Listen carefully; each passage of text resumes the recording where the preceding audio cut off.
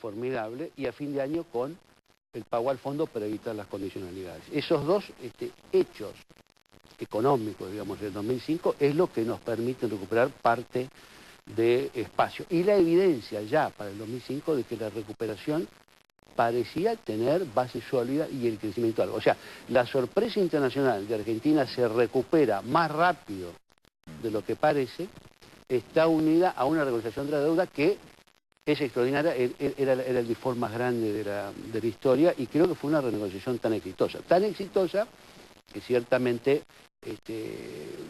los dueños de las finanzas internacionales en parte no nos perdonan ese antecedente. Basta ver alguna de la prensa especializada sobre eso, como ciertamente les quedó en el ojo una renegociación que logró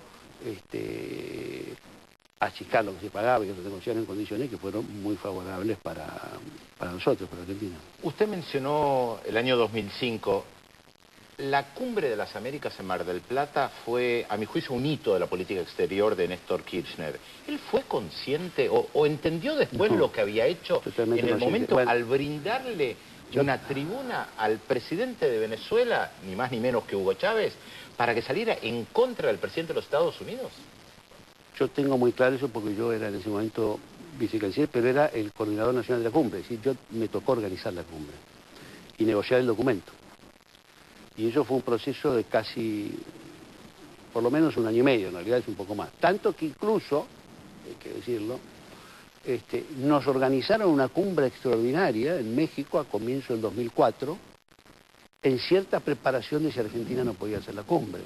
Cuando Argentina está en la crisis y cuando viene este gobierno que no se sabe, se produce una cumbre extraordinaria en el 2004.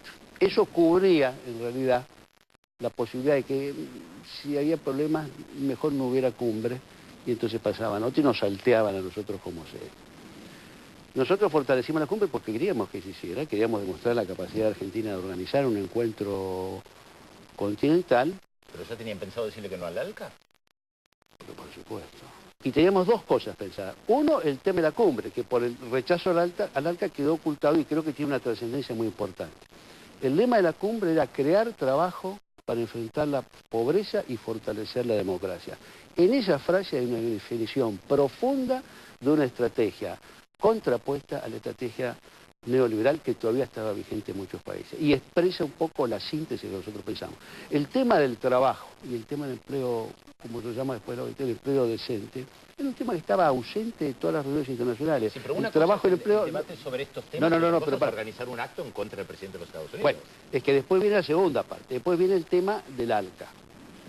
En el tema del ALCA, hasta los últimos meses empieza a aparecer, cuando ya terminan los párrafos pendientes, empieza la presión para introducir un párrafo que hable a favor del alcance de un acuerdo hemisférico de libre comercio equilibrado.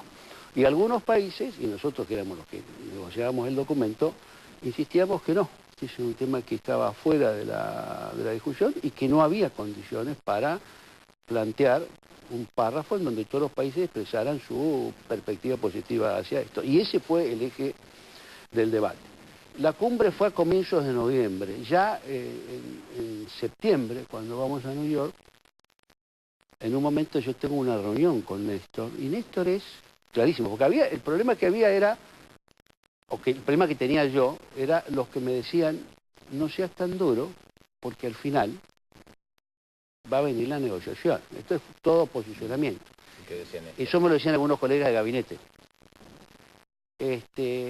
Y yo entonces hablé a solas francamente con Néstor. Y dije, Néstor, yo le digo, no voy a avanzar en esto de otra cosa porque no lo creo.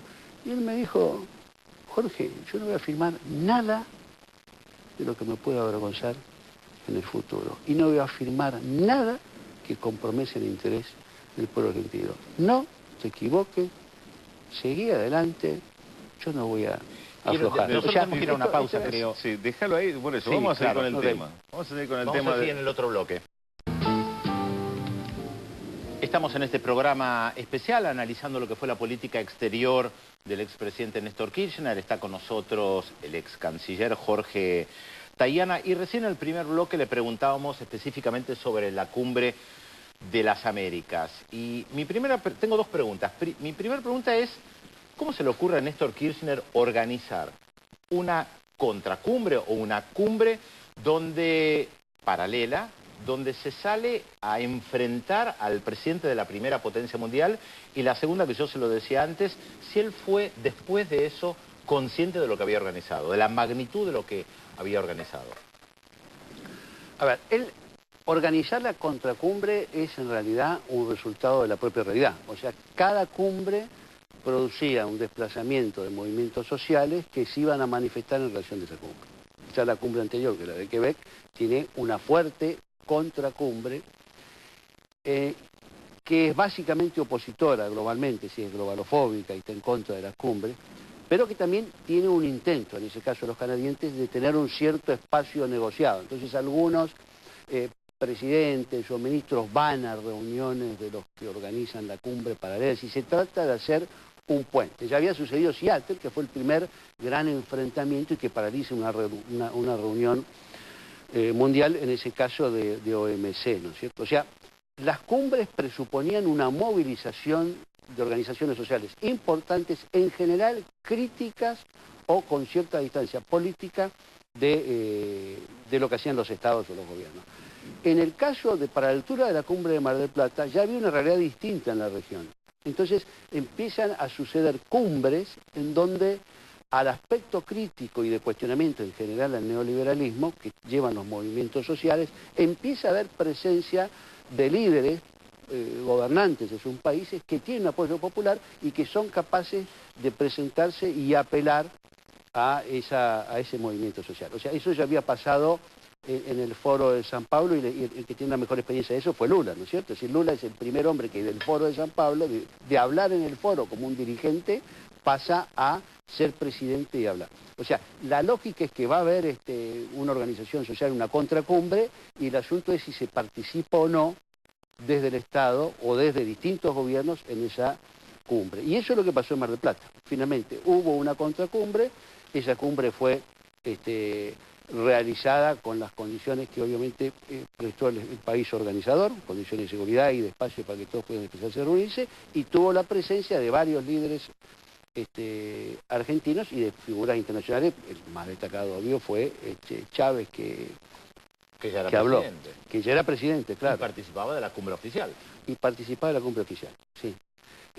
Yo creo que Néstor era perfectamente consciente de lo que estaba haciendo, como era perfectamente consciente de lo que implicaba oponerse al ALCA, que no fue una oposición argentina, ¿no? Fue una oposición discutida y avalada por el Mercosur, y la verdad es que solos no hubiéramos aguantado. Si hubiera tratado una pelea en solitario de Argentina o que hubiera tenido el apoyo firme de Venezuela, no hubiéramos aguantado. Pudimos resistir y pudimos llegar finalmente a ese documento que tiene dos párrafos. Unos piensan una cosa y otros dicen otra, que es la solución que encontramos a las 2 de la mañana de la última noche, y que los pro-ALCA eran 29 de los 34. Querían votar, querían hacer ese paso. Nosotros decíamos, no, acá si se trabajó con consenso, si no hay consenso se expresa la diferencia. Pero nosotros no vamos a aceptar nunca eso. Néstor era consciente de eso, era consciente. Además, durante todo el último día yo tuve un contacto muy directo con él, porque las presiones para